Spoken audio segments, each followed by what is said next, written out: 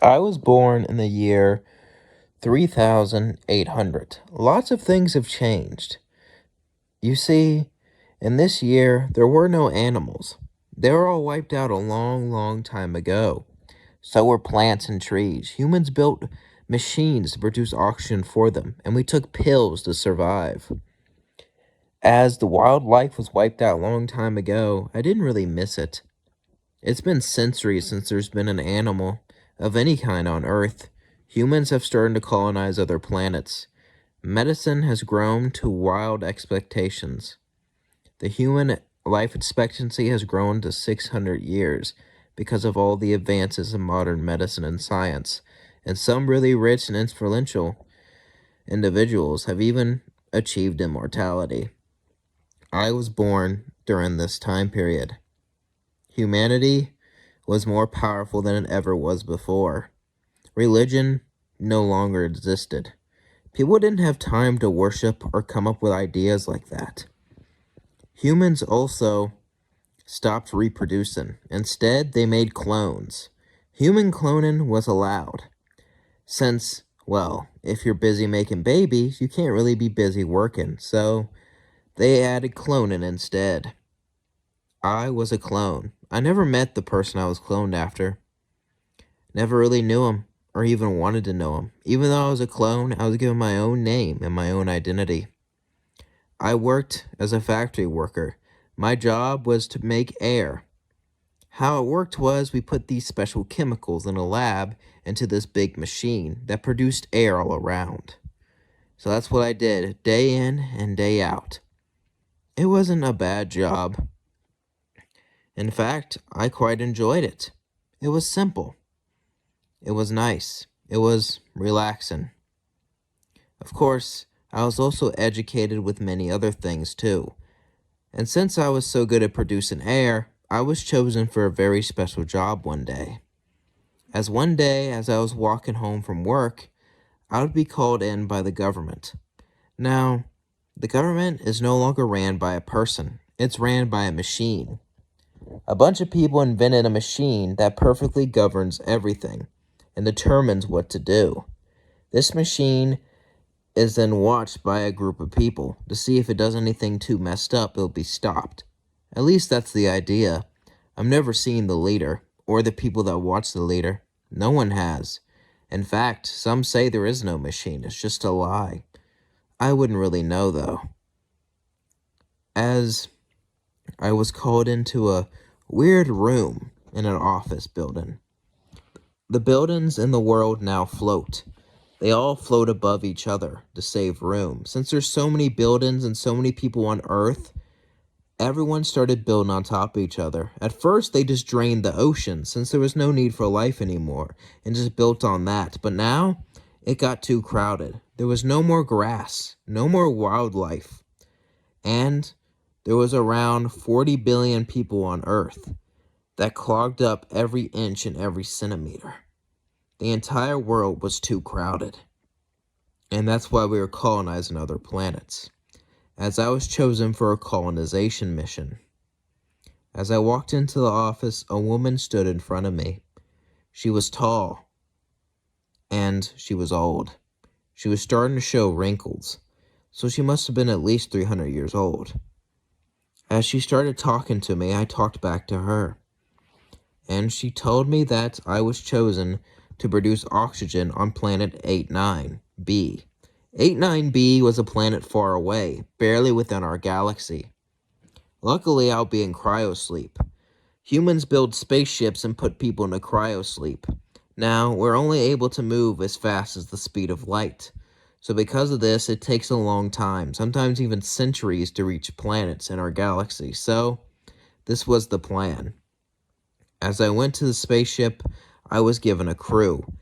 And I was given a day to get to know the crew before we were all frozen. As we all went into our ship, I would sit down.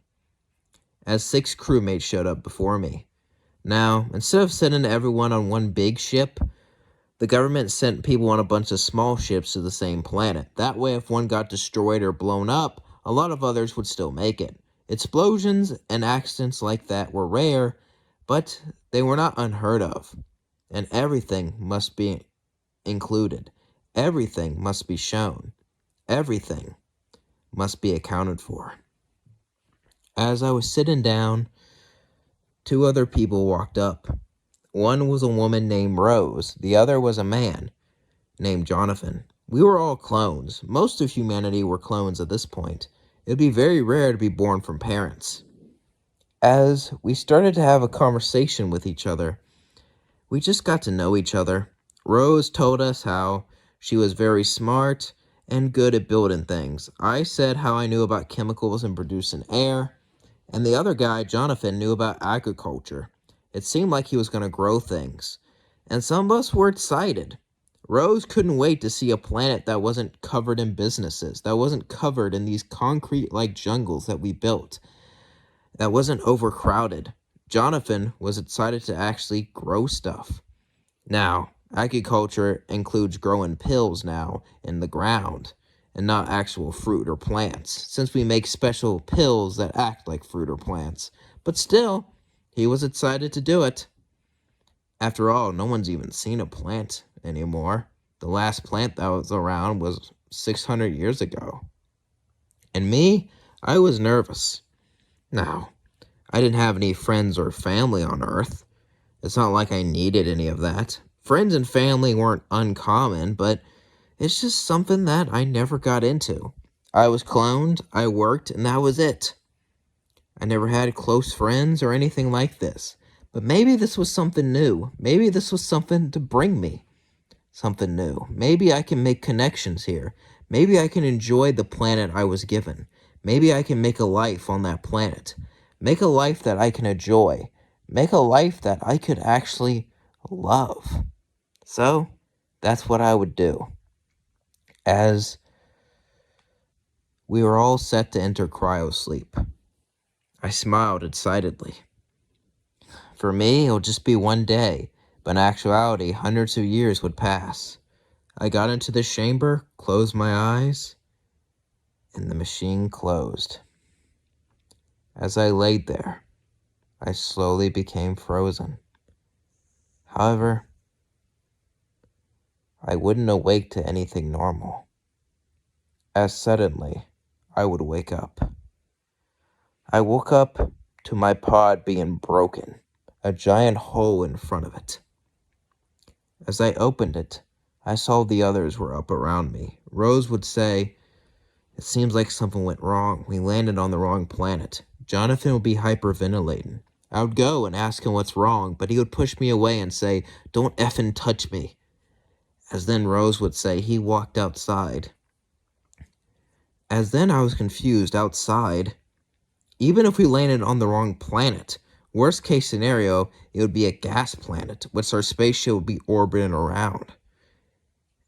Outside of what? What could be so bad? Was it some sort of storm? Was it alien life? I asked, what was wrong about outside? Rose would say, "I don't know. He just keeps saying don't go outside." I would then ask, how long have they been up? Jonathan's been up for 5 hours before us. Rose simply woke up the last hour. I decided to investigate outside, even though Jonathan begged me not to. He practically got onto his knees. But I simply told him this: if we're going to live on here for a while, we have to figure it out. As my plan was to go outside and set up a beacon to call for help. Of course, it would take centuries for them to come to us. Normally, we would go back to cryosleep and wait, but that's not really an option.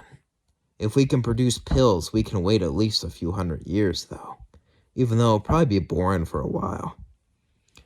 I was nervous as I grabbed the door and opened it. What I saw shocked me. I held it in, but I couldn't hold it in any longer. I would fall to the floor and throw up. The floor looked like it was made from flesh and bone and blood and organs, as there were things that looked like trees. I'd never seen a tree before, but this was as close as I could get to it. But it was made from flesh. It was a giant tree covered in flesh and organs, and instead of leaves, it had eyeballs. As everything was flesh and blood, The ground was red. As then I would see something truly horrifying. It looked like a man, but his skin was inverted, and it had 4 legs like a lion. As it would make a strange noise at me, blood would come out of its mouth. I immediately closed the door. I didn't know what planet this was, but I wanted to get the hell out of here. As I fell to the floor again, I began to breathe heavily. As Rose would say, "What is it?"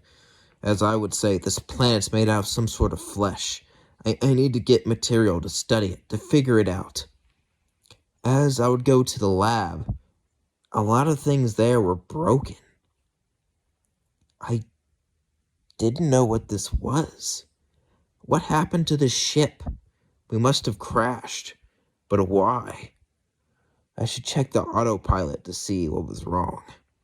But of course, the autopilot was broken.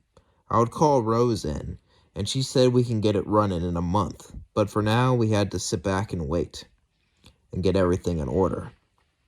I would go to Jonathan and say, "You need to plant pills in that ground." Jonathan would look at me and say, "Fuck you. You really think that things can grow in that ground? That things could grow in flesh like that? I mean, these pills are made to grow in any soil, but that's not even soil, man. I don't even know what that is," Jonathan would tell me. And he had a point. After all, even though it was made to endure anything, any type of dirt, that shit ain't dirt. That's something stronger, something more powerful, something truly, well, just disgusting. But we had to try. I took some of Jonathan's pills and began to walk outside as I remembered that strange creature, the creature that looked at me, the creature that made me feel fear and intensity. Whatever that creature was, I didn't want to be anywhere near it. Whatever that creature was, I couldn't be near it.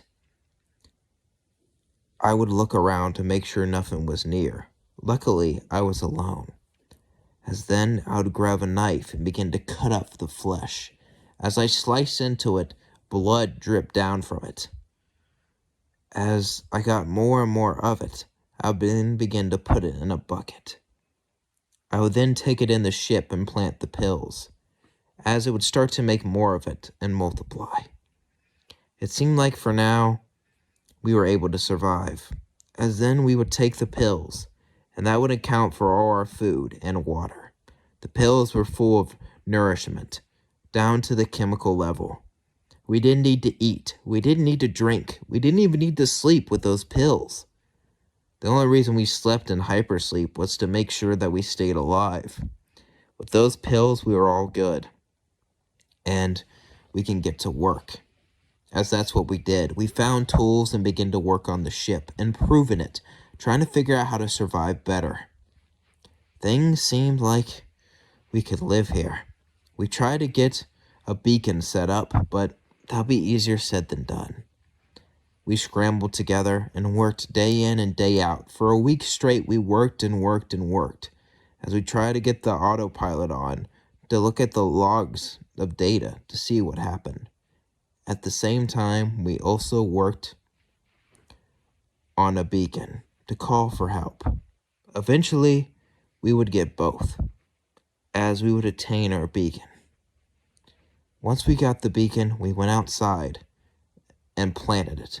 A giant red laser was shot into the sky as it sent signals. It would take a while for us to get some back, but we were sure that we would get it eventually. However, as soon as we did that, we heard a noise.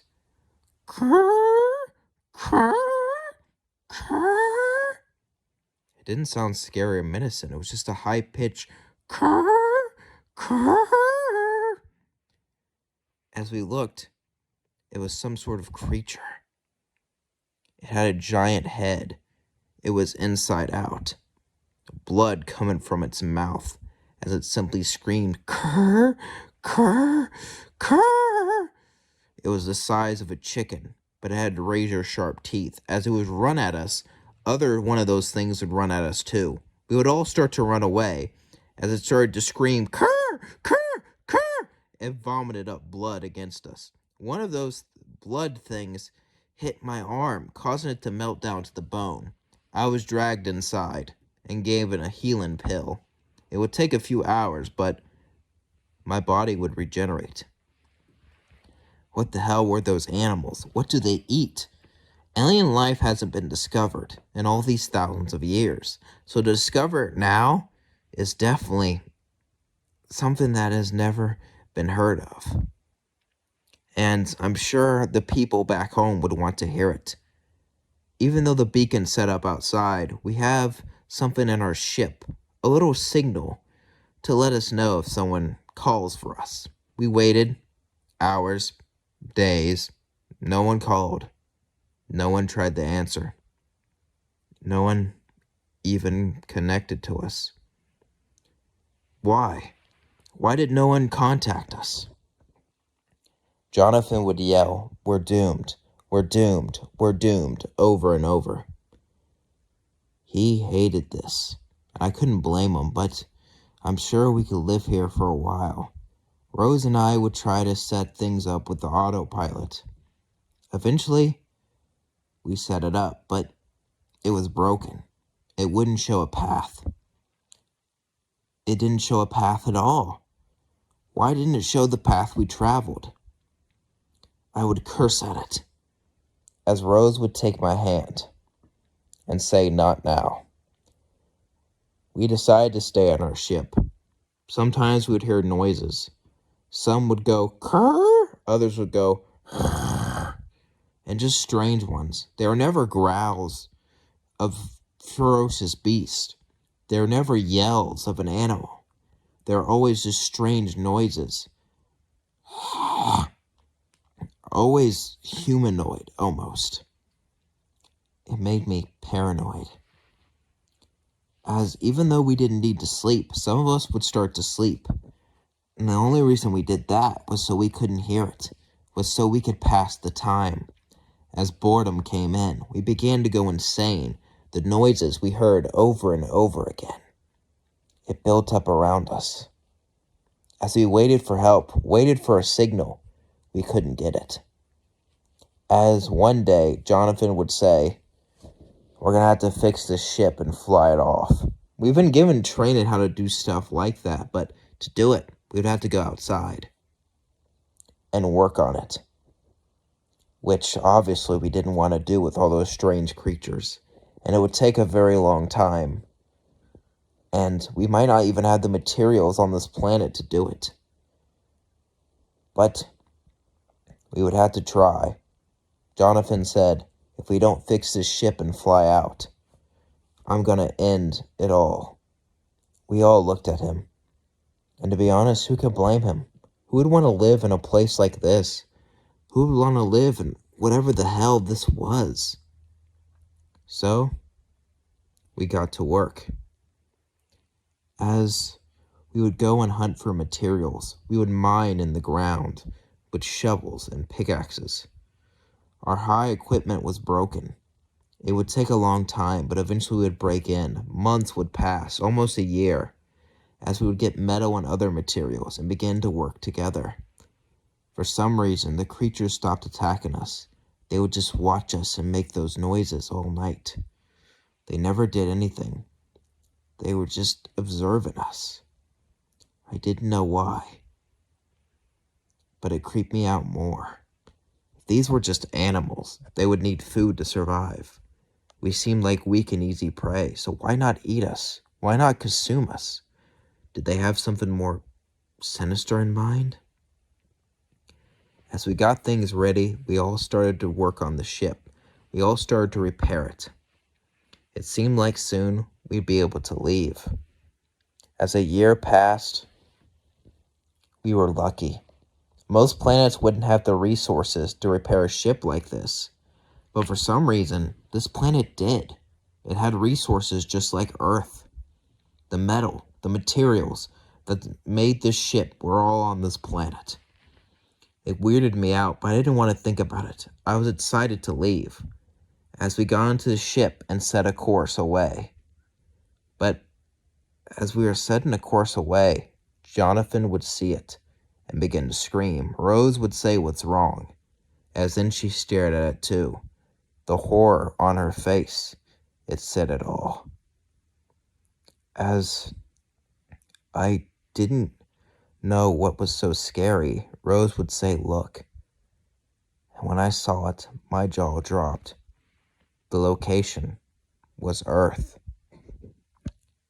All these weird animals were people. Whatever happened here, it mutated all of them. What could have done this? I have no idea, but I must find the source. Is it possible to reverse this? As then we would all start to argue. Jonathan would say, "There's colonies. Maybe we can go to them." But Rose would say, if the colonies were still functional in contact with Earth, we would hear from them by now.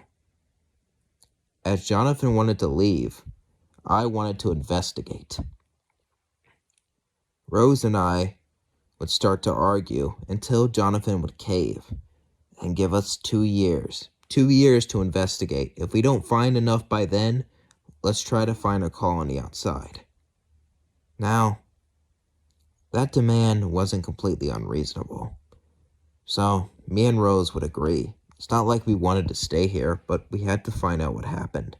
As we got the ship moving, we began to fly off and move around for anything weird, anything radioactive, anything that just didn't belong. But of course, everything didn't belong now. The weird trees were everywhere, just organs up into the sky. We would look for other space pods like ours. But what we found was horrifying. Anytime we found a spaceship, it was covered in flesh and organs, almost like it was alive, as blood dripped from it. We didn't know why our spaceship was spared. Were we lucky, or were we cursed to live like this? Could be worse. We could be one of them after all. So, we searched the planet, head to toe. We couldn't find anything until, after a year of searching, we finally found a weird crater. The crater didn't look like the rest of the world. When we mined for materials, the metal was covered in flesh, but it could still be found. But this crater, it wasn't covered in any flesh or anything like that. It looked normal. It looked like a normal crater. We knew that something down here was immune, or something was helping it. So, we began to go down. But as we began to ascend downwards into the crater, to the massive crater miles across, the spaceship acted weird. Our little pod began to malfunction, and it crashed. We woke up to see Jonathan dead. He was laying down in half. As me and Rose looked at each other, then looked at Jonathan. Jonathan wanted to leave. He wanted to get out of here. And yet he died. It was our fault he died too. I knew it was our fault. I knew there was nothing we could do. But still, his death, it hurt me so much. I never got anyone killed before. He could have lived a full life on another planet. But no, I had to be an idiot. I had to tell him that we needed to investigate this place, that we needed to check it out, that we needed to see what was there. And because of that, he was dead. We'd both start to explore then. Me and Rose stood there for hours before we started to go downwards. We knew it was our fault. We knew Jonathan was dead because of us. All he wanted was to go back. All he wanted was to go to some colony. Were the colonies still around? I don't know, but it was probably better than this. And with the ship crashed, we're stuck here now. It was completely destroyed. It would take decades for us to rebuild it. Luckily, we still had some pills on us we could plant. As we head further down into the cave, we'd find rocks, diamonds, minerals, things of great value, or at least once upon a time. With everyone dead around you, it doesn't mean anything. A diamond, gold, emerald, all of it had the same value. And that value was nothing. Nothing of it mattered. With everything destroyed, with everything rotten like this, none of those ores could help us. None of those ores would even mean anything. As we just continued downwards, deeper and deeper and deeper. It seemed like there were no creatures here either. It was just us. We were just alone. But eventually, we'd hear a glow. As the glow was a blue light that appeared in our faces. This blue light, for some reason, it calmed me down. It made me feel safe. I didn't know what it was or why it would make me feel this. After all, why would some blue light make me feel safe with everything going on? As I walked towards it, what I saw shocked me. It was a strange computer plugged into a wall. The wall was filled with strange devices and a generator all around it.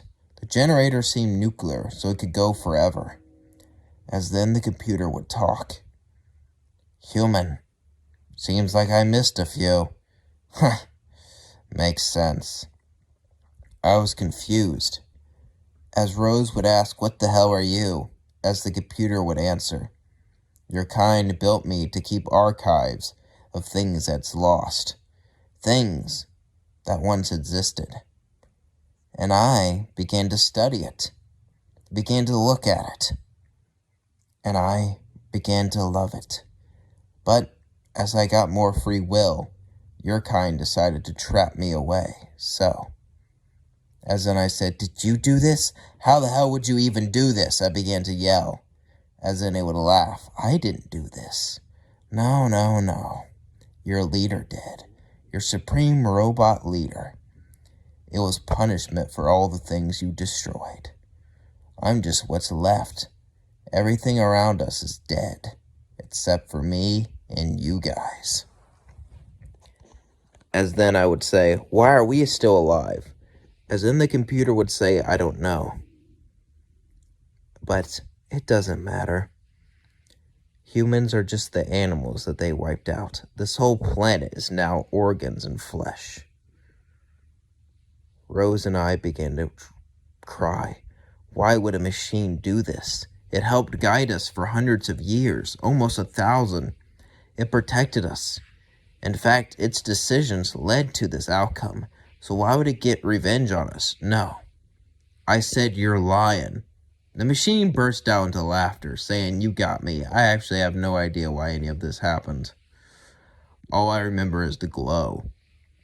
As I would curiously ask the glow, as the machine would go into detail about a strange green light that turned things into this, that made them into flesh. But then I remembered the blue light. The blue light. That must be what's protecting us. That must be what's protecting this cave. I asked, how does it work?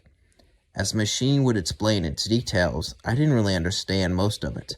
Rose was smarter than me. Luckily, she was able to understand it. But to replicate that across the whole planet would be impossible. Even for us too. And the resource it would gather, we could make a factory making it, but that would take so long, centuries. And with just pills, where our lifespan even lasts that long, we just don't know. And with those creatures, would they attack us? We had no idea. As the machine would say, "Well, you could stay down here with me, or you can go up there with those things. It's up to you." We would decide to stay down the cave. As I don't know how long things passed. I don't know how many years, how many decades, how many months. We stayed down there for a long time. A very, very, very long time. It wasn't that bad, actually. In fact, it was peaceful. The darkness, the blue light, it all seemed so peaceful. But nothing lasts forever. Rose would say it was a decade. For me, I don't know, honestly. The blue light, started to flicker. It seemed like it ran with the machine. As the machine started to die, I asked what was wrong. It had a nuclear reactor. It should be able to survive everything. The machine simply said this: "The planet itself is killing me. The planet is alive." As then it shut down. As suddenly organs would appear everywhere. Flesh would cover the walls. As then I heard the noise of flaps. As what looked like humanoid-like bats. Bats with flesh and organs. Bats with human teeth and eyes. And bats that would yell like people. Ah! Ah! Ah! Ah! Ah! Ah! They would yell, high-pitched in those sounds. As me and Rose started to run away, they all started to flap around me, grab me, and pull me away, as I would be knocked out. I began to fall unconscious. In my unconsciousness, I had a dream of everything back to normal. I was working in the factory. Everything seemed good. Everything seemed nice. Everything was normal. Everything could be put down. Everything could just last. Everything could just stay the way it was. That's all I wanted. I didn't want any of this. I wanted my dream to be real so bad. I wanted to go back to the factory. I wanted to go back to my life with no friends, no family, no one. It was better than this. Better than this hellhole. Better than these animals. Better than these creatures. Better than these people or whatever you call them. It was better. All of it was better. All of it was just better. I could do it. I could live in a world like that. I could live in a world that just makes sense. A world that just completes me. Not like this one. Not whatever this world was. Not whatever this world claimed to be. But that was just a dream. As then I would wake up. As I awoken, the animals around me did not attack me. Some looked like bears with organs falling out, human organs. They would pick them up and put them back in. Their bones were on the outside of their body. These creatures shouldn't exist. They should die like this. You can't have organs and flesh outside your body. So why? Why did they live? Why did they survive? Why did they continue? It makes no sense to me. They shouldn't be able to survive. They shouldn't be able to continue. They shouldn't be able to do any of this. And yet, they do. And yet, they last. As one of the creatures would point, he would point up on one of those fleshy-like trees. As the flesh itself would fall down. As then, I would see something truly horrifying. It was a cocoon. The trees had flesh-like cocoons on them, and when they hatched, flesh creatures came out of them, and I knew what they wanted to do. As the animals surrounded me, I began to walk back. Get back! Get the hell back! Why would you want this? Why? Please! If you're still human, if there's still any part of you, don't do this. I began to yell. I began to try to stop them, but then I heard a voice. It was Jonathan's voice. But he should be dead. As I looked, there was a wolf-like creature with guts and bones, human bones, reshaped into a dog. It was like if someone tried to make a dog skeleton out of a human. It was wrong. The skull was stretched out. One of the finger bones was turned into a tailbone. And it was covered in scratch marks. As he would say, I'm happy here. You will be too. This is the way it has to be.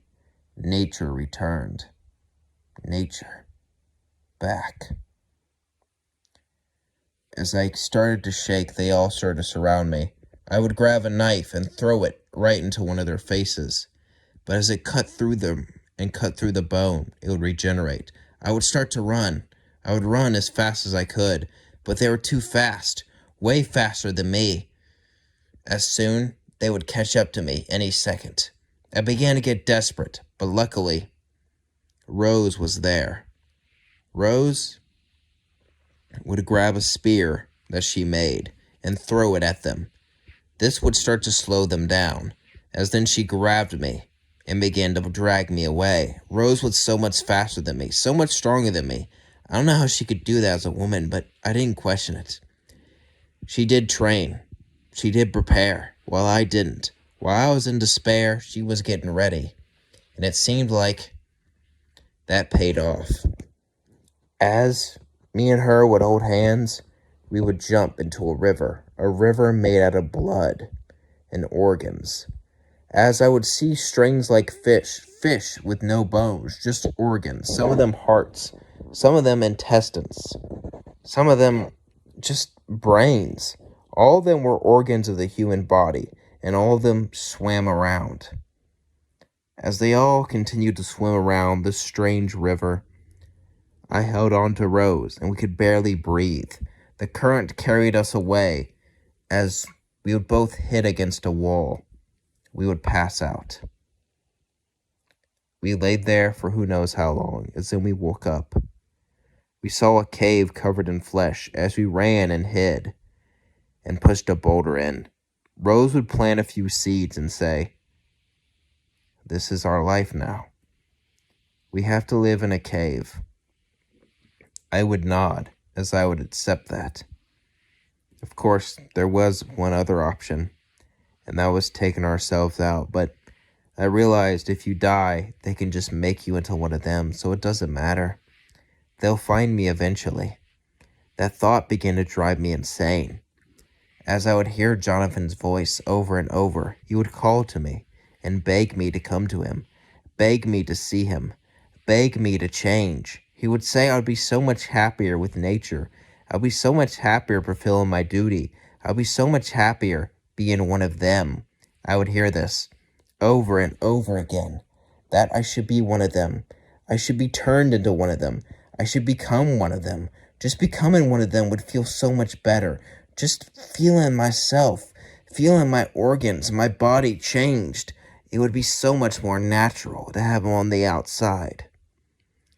These nightmares drove me insane, as I would hear voices every night. Rose seemed as sane as ever, as she would simply just sit there, and sit there, and sit there. I don't know how much time passed. Sometimes I would hear creatures outside. Each one would make a different noise. One sounded like a human trying to be an owl, as I would hear who, simply the word, but it was distorted, and blood came out each time they said it. I could tell from the pain of their voice. It would be who, and I heard blood spats and noises outside, but nothing came of it. We could explore, figure out what really happened, figure out why that machine was so safe, but if we went out there, we could be turned into one of them. Fear overcame us. Our fear made us scared. It made us so we didn't want to know, and it made us so we couldn't know. So instead of going out there, instead of exploring, instead of doing anything like that, we simply stayed put. I convinced myself it was better. I convinced myself it was a better alternative, but to be honest with you, was it? I don't know. It probably wasn't. Just hiding there like scared little rats. We became Jonathan. He was right the whole time. And there's no way we could ever leave this place. There's no way. But then Rose would come up with an idea. As I was sitting down, she would sit next to me and talk to me. She said that we can't live like this forever. We shouldn't live like this. We should just end it, but then make us one of them. One day they'll find us. So she had a plan to burn to death. If she could find lava, she could melt her bones to a point where they could never come back. And she wanted me to help her, to end the suffering once and for all. So I would agree. We pushed the rock forward and we moved through the night. Me and her would travel. No matter how tired we became, we would march. We would march through day, we would march through night. Usually the pills let us stay awake. It made it so we weren't tired. But for some reason, it stopped working. I don't know why. I think it's because we started to sleep on our own to escape things. We weren't tired physically, we were tired mentally, and we needed sleep as a way to escape, as a way to move forward. Even nightmares were better than this. Even nightmares were a sense of hope, were a sense of escape, were a sense to get rid of this. No matter how bad a dream was, no matter how much it made us suffer, it could never be as bad as this. As we found a mountain with strange blood and organs falling from it. These organs were giant. The organs were the size of trees as they continued to fall down like from a waterfall. As we thought we did it, we then heard a twig snap as a creature like a bear would charge at us. We would start to run up the mountain. As Rose and I would throw rocks at it, we would crush it. As then it would start to regenerate, we would begin to crawl upwards, crawl on top.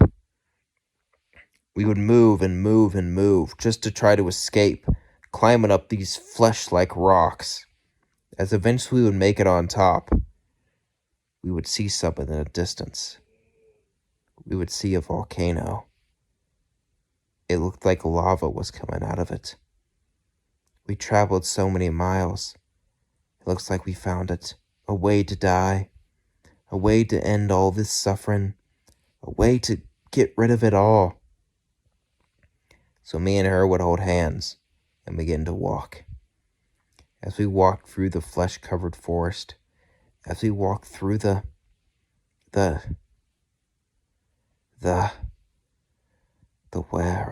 world, as my memory started to go black.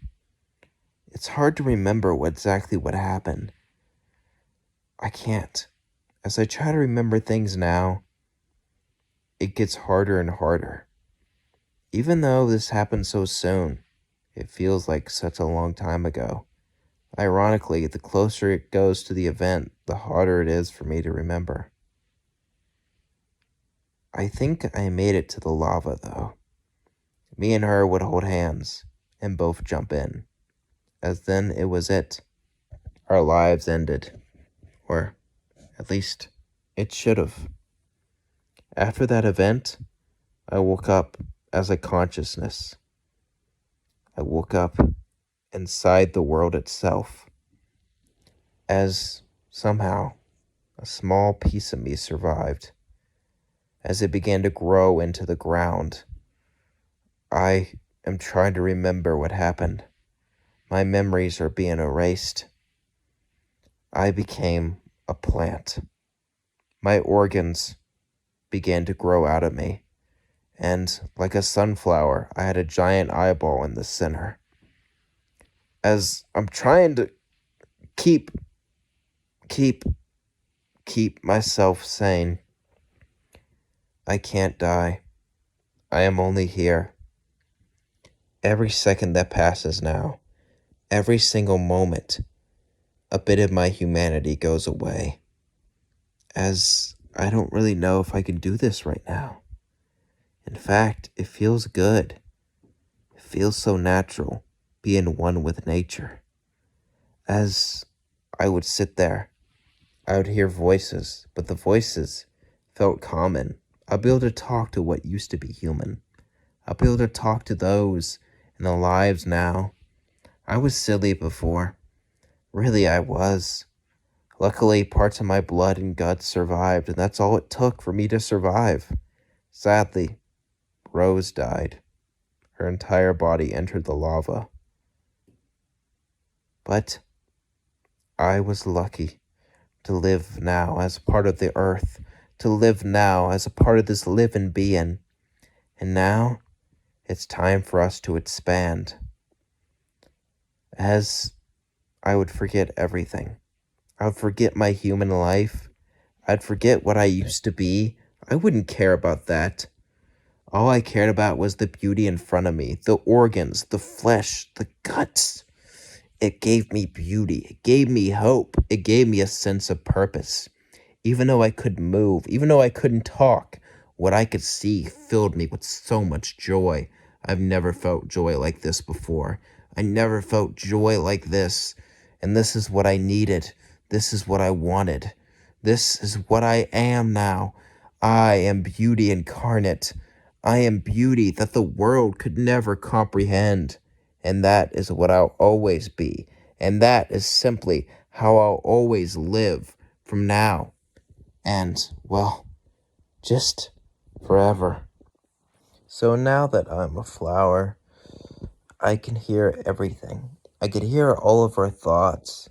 I could hear everything people think, everything people feel. All of it at once, I hear it. And, well, all of their thoughts, all of their feelings. It made me so much happier. As that wasn't it, though. The consciousness that we had, it began to fill around. It began to circulate. What is consciousness anyway? Does it come from a soul? A brain? Do people really know? Well, science says it comes from a brain.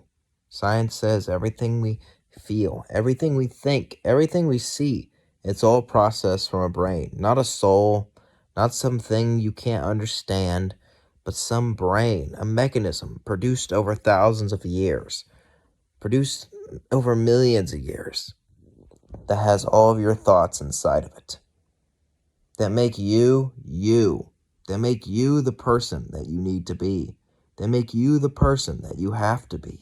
All of it comes from your brain.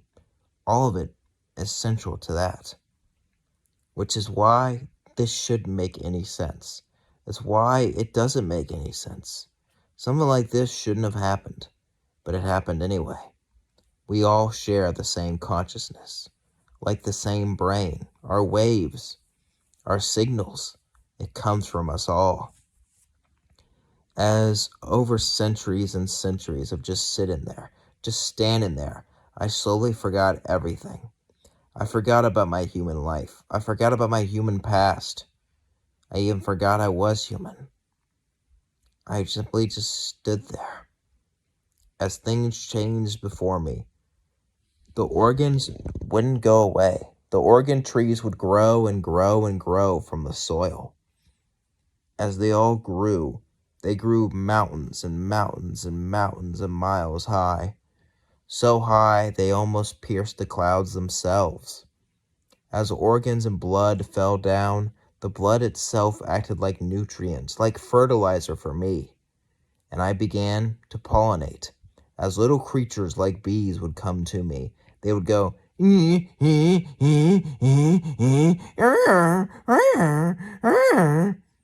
creatures themselves flew to me and began to rub up on my face, as then they would fly away. As these creatures kept me alive, these creatures kept me going. As the pollination spread throughout me, I felt happy. I felt so many things. I could feel everyone else's feelings. Our minds were separate, but the same at the same time. We all felt love. We all felt happiness at the same time. And yet they were separate by how we thought. They were separate how we saw the world. The world itself was one, but I was chosen for a great goal.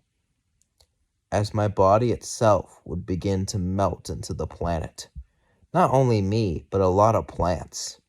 As my consciousness would slowly fade away, everything would become darkness once again, until I would wake up as a ball of flesh. The planet itself started to turn parts of it into balls of flesh and shoot it out into space. As we floated outwards into space, I saw stars and so many things. It took a long, long time, a few thousand years in fact. By the time we hit a colony planet, it was built like Earth, billions of people there, overcrowded. But then I would land. I could feel so much. All of our minds were one.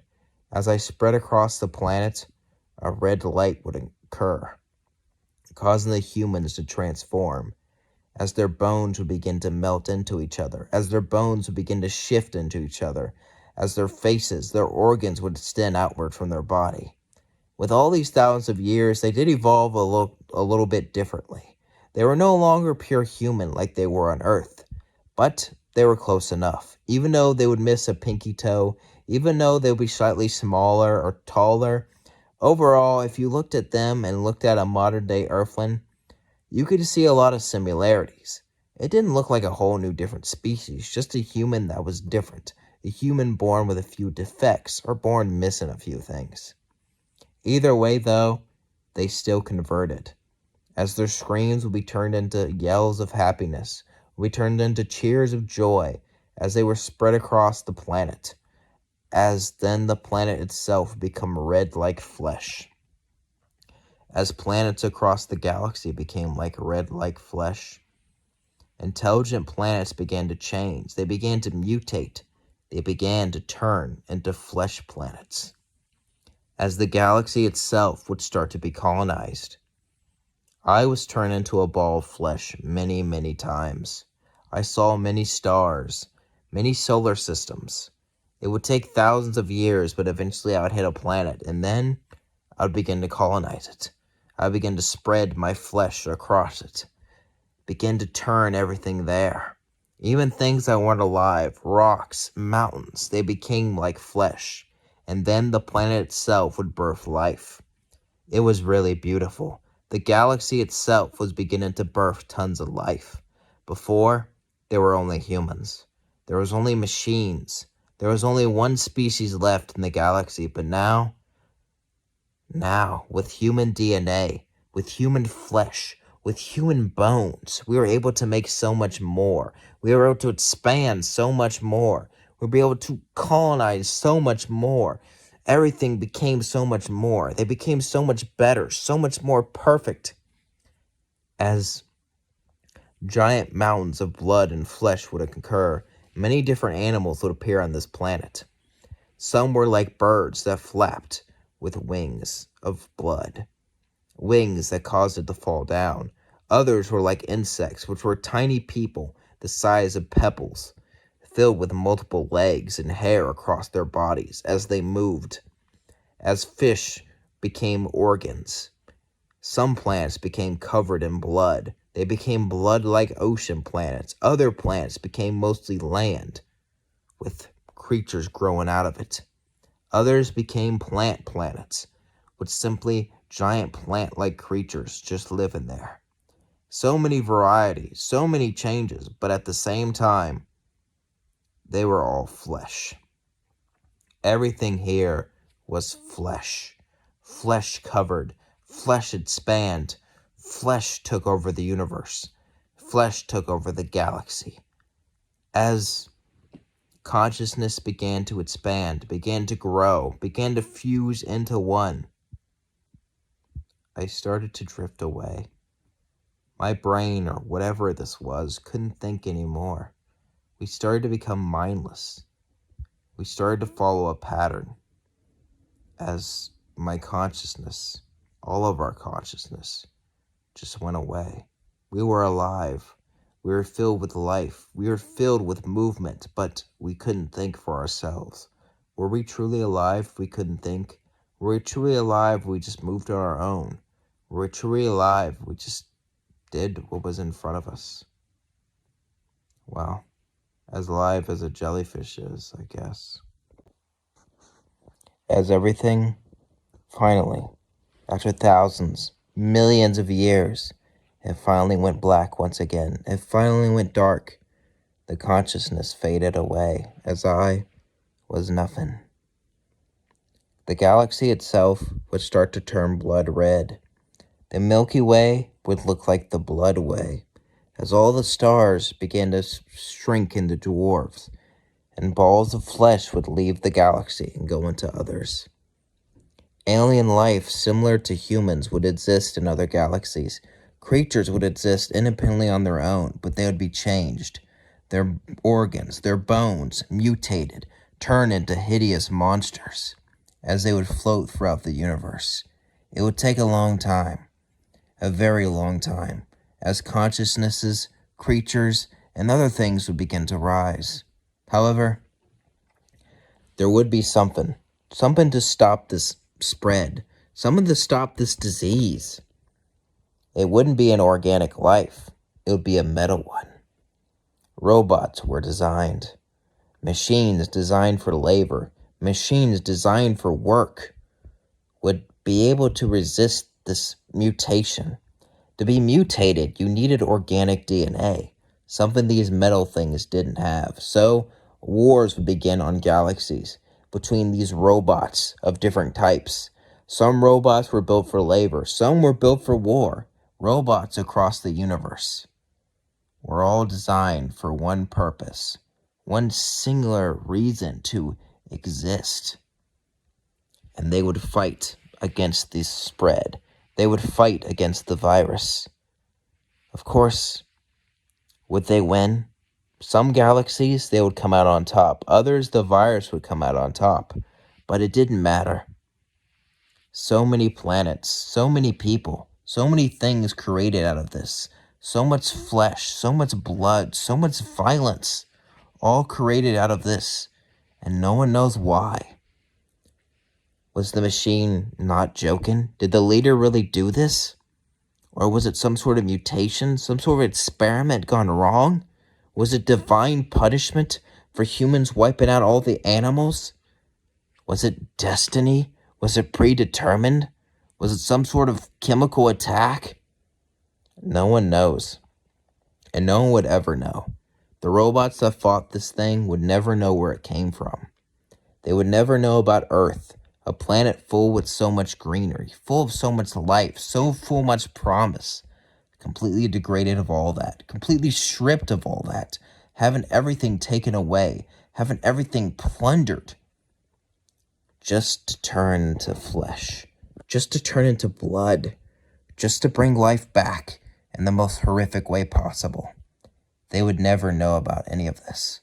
They would never even begin to perceive any of this.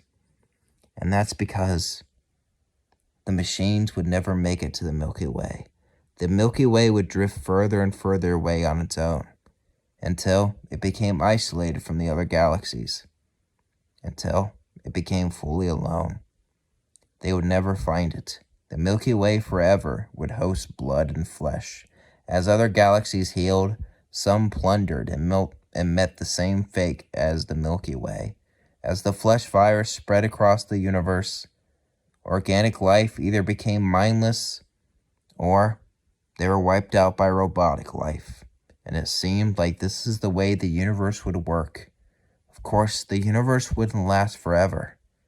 But for the rest of time, there was a war between strange life of flesh, strange life of blood, versus organic life that created inorganic life, versus machines that would fight back. And eventually, none of that mattered. Eventually, the flesh would die out. The metal would die out. The universe itself would die out. And everything would go dark. All the stars, all the flesh, all the blood meant nothing. Because eventually, the universe would turn dark. No stars, no light, nothing to see. Nothing but darkness. In the end, even the most divine of punishments was forgotten. And that's my story. I wanted to do an April Fool's video, but I wanted to be different. I wanted to make my own unique story and trick everyone to watching this. If this sounded familiar, this is based off all the Worlds of Tomorrow. The Worlds of Tomorrow is basically aliens that mutate humans into hideous monsters. But they evolve, gain intelligence, and fight each other once again. But eventually, all the original humans kind of die out, except for the star people, which aren't humans, but they are humans in the rest, so I don't understand that. I guess I kind of spoiled that. Sorry about that. But yeah, it's a really great book, though. I watched like a whole 50-minute video on it. I'm like, I should make a story about that. So I did. And I tricked you into watching it by making it a Hazbin Hotel related. I wonder, did anyone make it to the end? If you made it to the end, please comment. By the way, this is going to start out as a live stream first. So if you're live right now, I might check in on the live. I probably will check in and look at things just to see, what's really going on right now. But to let you know, I'm not here. All this is pre-recorded.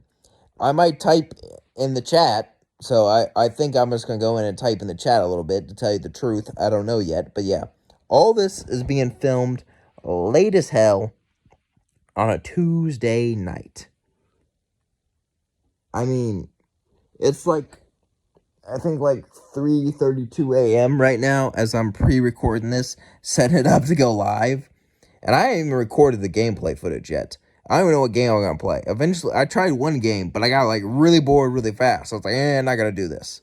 So yeah, I have no idea what game. Imagine if I did this on a cool math game. That would be crazy.